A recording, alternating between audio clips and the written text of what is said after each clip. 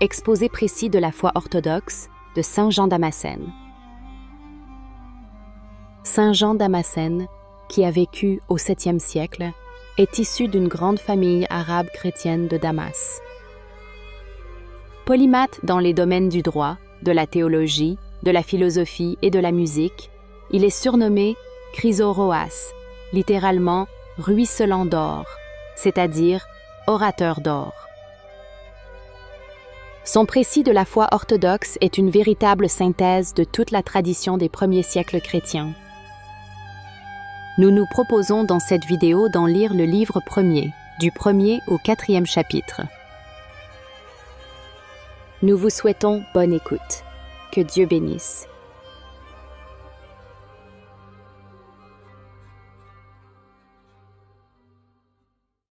Chapitre 1. Le divin est incompréhensible, et il ne faut pas s'enquérir indiscrètement de ce que ne nous ont pas transmis les saints prophètes, apôtres et évangélistes. Personne n'a jamais vu Dieu. Le Fils monogène, qui est dans le sein du Père, l'a lui-même enseigné. Le divin est ineffable et incompréhensible. Nul ne connaît le Père si ce n'est le Fils, ni le Fils si ce n'est le Père. Et le Saint-Esprit semblablement connaît ce qui est de Dieu, comme l'Esprit de l'homme connaît ce qui est de l'homme. Après la première et bienheureuse nature, nul n'a jamais connu Dieu si ce n'est celui auquel lui-même s'est révélé, non seulement parmi les hommes, mais parmi les puissances hypercosmiques, et de celles-ci je dis même les chérubins et les séraphins. Pourtant, certes, Dieu ne nous a pas laissés dans une complète ignorance, car chacun par nature a semé en lui la connaissance qu'il y a un Dieu. La création elle-même, par sa cohésion et par sa direction, proclame la magnificence de la nature divine. Ensuite, la loi et les prophètes, puis son Fils monogène, le Seigneur, notre Dieu et Sauveur Jésus-Christ, ont manifesté la connaissance de Dieu, selon ce que nous pouvons atteindre. C'est pourquoi tout ce qui nous a été transmis par la loi et les prophètes, par les apôtres et les évangélistes, nous l'acceptons, nous le connaissons, nous y appliquons notre piété, et nous ne cherchons pas au-delà. Dieu est bon, il procure tout bien, n'étant soumis ni à l'envie, ni à quelque passion que ce soit. L'envie est certes bien éloignée de la nature divine, impassible et seule bonne. Comme il sait tout, et procure ce qui convient à chacun, il nous a découvert ce qu'il nous est utile de connaître, et nous a tu ce que nous ne pouvons porter. Contentons-nous donc de cela, et y demeurons sans déplacer les bornes antiques, ni transgresser la divine tradition. Chapitre 2. L'exprimable et l'inexprimable. Le connaissable et l'inconnaissable. Il faut que celui qui se prépare à parler ou à entendre parler de Dieu sache clairement qu'en théologie et dans l'économie divine, il y a des choses exprimables, d'autres inexprimables, des choses connaissables, d'autres inconnaissables, ensuite que autre est le connaissable et autre l'exprimable, tout comme autre est parler, autre est connaître.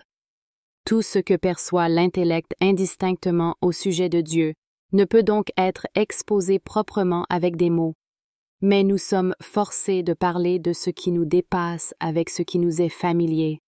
C'est ainsi que nous parlons du sommeil de Dieu, de sa colère, de sa négligence, de ses mains, de ses pieds. Nous savons donc et nous confessons que Dieu est sans commencement, ni fin, hors du temps et éternel, incréé, immuable, sans changement, simple, non composé, incorporel, invisible, ineffable, indescriptible, infini, inconcevable, tout-puissant, pantocrator, surveillant et prévoyant tout, juge ayant toute autorité et liberté. Que Dieu est un, c'est-à-dire une seule essence, qu'il se fait connaître et qu'il est en 3 hypostases, je veux dire le Père et le Fils et le Saint-Esprit. Que le Père et le Fils et le Saint-Esprit sont un en tout, sauf que l'un n'est pas engendré, le second est engendré et le troisième procède. et que le Fils monogène et Verbe de Dieu et Dieu a été conçu sans semence et sans corruption, des entrailles de sa miséricorde pour notre salut par la bienveillance du Père et la synergie du Saint-Esprit. Qu'il est né de la Sainte Vierge Marie, la Mère de Dieu, par le Saint-Esprit, et qu'il est devenu par elle un homme parfait. Et que lui-même est Dieu parfait en même temps comme parfait, en deux natures, divine et humaine, avec l'intelligence, la volonté, l'énergie et l'autorité propres à chacune d'elles. Ou pour parler plus simplement, ayant la perfection dans la limite et la raison convenant à chacune, à la divinité et à l'humanité j'entends, combinées en une seule hypostase. Qu'il a connu la faim, la soif et la fatigue, et fut crucifié, qu'il a affronté pendant 3 jours l'épreuve de la mort et du tombeau, qu'il est remonté au ciel d'où il est aussi revenu vers nous et en viendra encore à la fin. De tout cela l'Écriture témoigne avec tout le cœur des saints. Quelle essence de Dieu? Comment est-elle en toutes choses? Comment, après s'être abaissé lui-même, le Fils monogène, Dieu, est-il devenu homme, d'un sang virginal, façonné par une autre loi que la loi naturelle? Nous l'ignorons, nous ne pouvons rien dire. Il n'est pas possible d'exprimer ou de saisir entièrement quoi que ce soit de Dieu, en dehors de ce qui nous a été divinement déclaré dans les paroles divines de l'Ancien et du Nouveau Testament. Chapitre 3. Démonstration que Dieu est. Dieu est. Ce n'est pas mis en doute par ceux qui acceptent les Saintes Écritures, l'Ancien et le Nouveau Testament, je veux dire, ni par la plupart des Grecs, les gentils. Comme nous le disions en effet, en nous est naturellement semée la connaissance que Dieu est. Cependant, il y a dans la nature des hommes une si perverse disposition au mal que certains ont abaissé, jusqu'à son pire, et à son plus absurde degré, le gouffre de perdition en disant qu'il n'y a pas de Dieu. C'est ce qu'illustre David, le hiérophante. L'insensé dit dans son cœur, « Il n'y a point de Dieu ». Psaume 14, verset 1.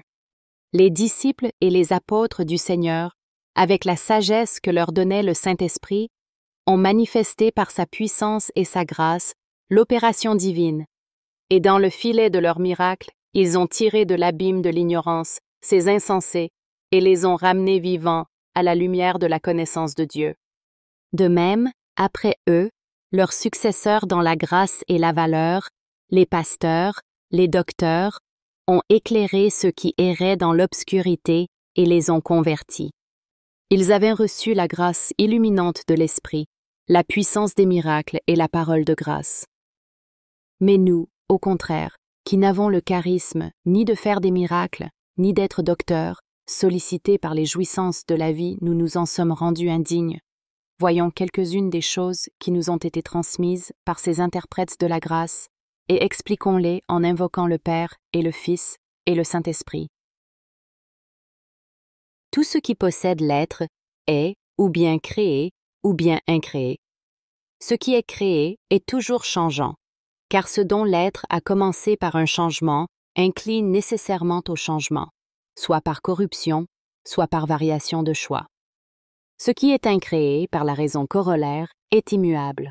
Là où l'être est ainsi opposé, la raison de ses modalités est opposée, comme le veut ce qui est propre à chacun d'eux. Qui donc ne conviendra que tous les êtres sous nos sens, et les anges également, changent, varient et se meuvent de diverses façons. Les êtres doués d'intellect, les anges, disais-je, les âmes et les démons, par libre choix avancent dans le bien ou dévient vers le mal. Les autres, soumis à la naissance et à la corruption, croissent ou diminuent, ils changent dans leur qualité ou lieu. Soumis ainsi à la mutation, ils sont nécessairement créés.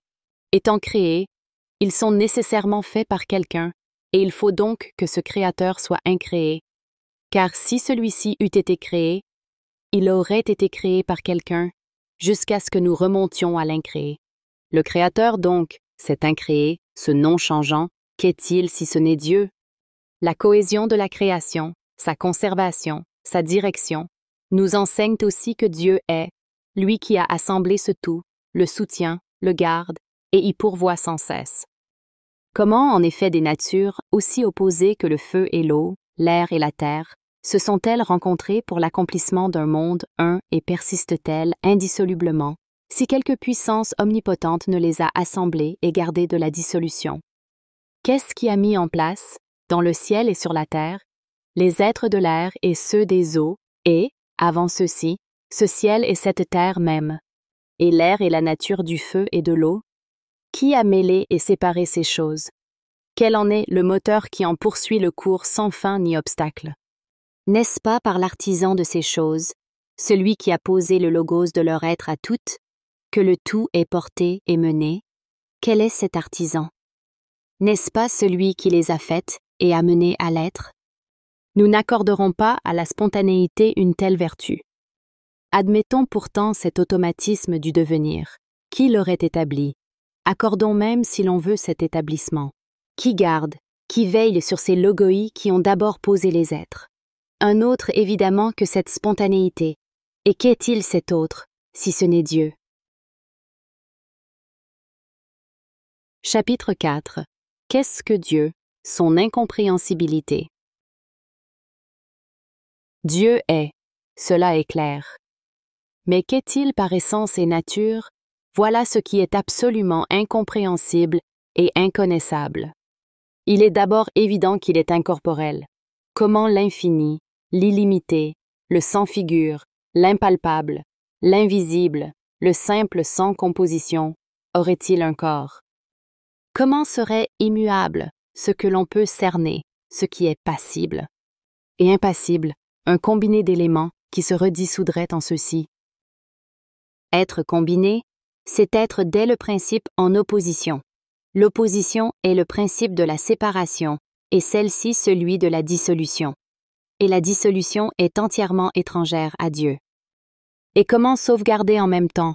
Dieu se trouve partout, et il remplit tout, comme dit l'Écriture. N'ai-je pas, moi, dit le Seigneur, rempli le ciel et la terre? Jérémie, chapitre 23, verset 24. Comment en effet un corps pourrait-il se trouver à travers un autre corps? Comment ce qui partage serait-il partagé et ce qui tisse et unit s'opposerait-il dans le même temps à l'association?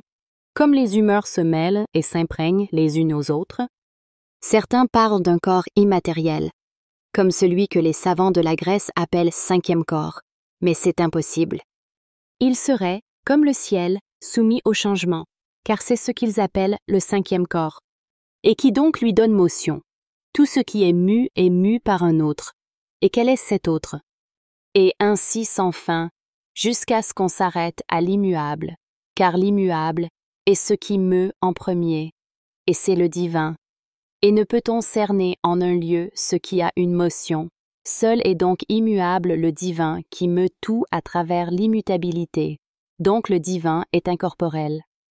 Mais ce n'est pas là une explication de son essence, pas plus que son inascibilité, son absence de commencement, d'altération, de corruption, et tout ce que l'on dit au sujet ou autour de Dieu. Car cela n'explique pas ce qu'il est, mais ce qu'il n'est pas. Or il faut que celui qui entend parler de l'essence de quelque chose dise ce qu'elle est, et non ce qu'elle n'est pas. Ainsi pour Dieu, on ne peut dire ce qu'il est par essence. Ne conviennent à son propos que les négations. En effet, il n'est rien de ce qui est, non comme n'étant pas, mais comme au-dessus de tout ce qui est et transcendant à l'être même. Si donc il est une connaissance des êtres, ce qui est au-dessus de la connaissance sera entièrement au-dessus de l'essence, et inversement, ce qui est au-dessus de l'essence sera aussi au-dessus de la connaissance. Le divin est donc sans limite et incompréhensible. On ne comprend de lui qu'une chose, c'est qu'il est indéfinissable et incompréhensible. Ce que nous disons de Dieu par affirmation ne révèle pas sa nature, mais ce qui est autour de sa nature. En disant qu'il est bon, juste, sage ou autre, tu ne dis pas ce qu'est la nature, mais ce qui est autour de la nature de Dieu. Il y a aussi des propositions affirmatives sur Dieu qui ont valeur de négation notoire. Ainsi en disant « Dieu est ténèbres », nous n'entendons pas cela, mais qu'il est au-dessus de la lumière, et non sans lumière. En disant « Il est lumière », nous entendons qu'il n'est pas ténèbres.